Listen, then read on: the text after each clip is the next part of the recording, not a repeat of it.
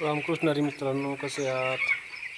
आज आपण पोल्ट्रीमध्ये पिल्लांना व्हॅक्सिन करणार आहोत. हे बदलत्या वातावरणामुळे पक्ष्यांमध्ये आजार येऊ नये म्हणून लसीकरण करणार आहोत. हे अशा प्रकारचं लसीकरण आहे. ते थंड वातावरणामध्ये द्यावं लागतं.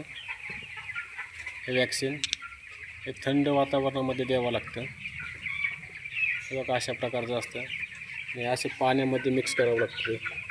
थंड पाण्यामध्ये मिक्स करावं लागतं, जेणेकरून पक्ष्यांना बदलत्या वातावरणामुळे आजारांना सामोरे जावं लागत नाही.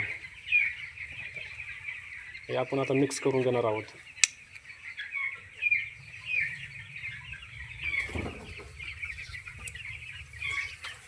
बघा हे पक्षी, हे 18 दिवसाचे पक्षी झाले. हे बघा आता हे वॅक्सिन आपण मिक्स करून घेणार आहोत.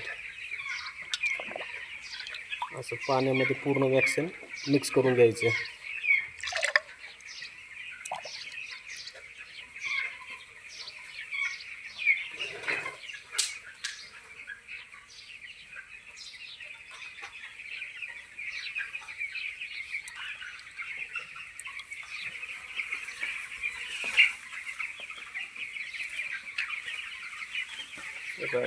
आता हे पूर्णपणे मिक्स झालं बघा औषध.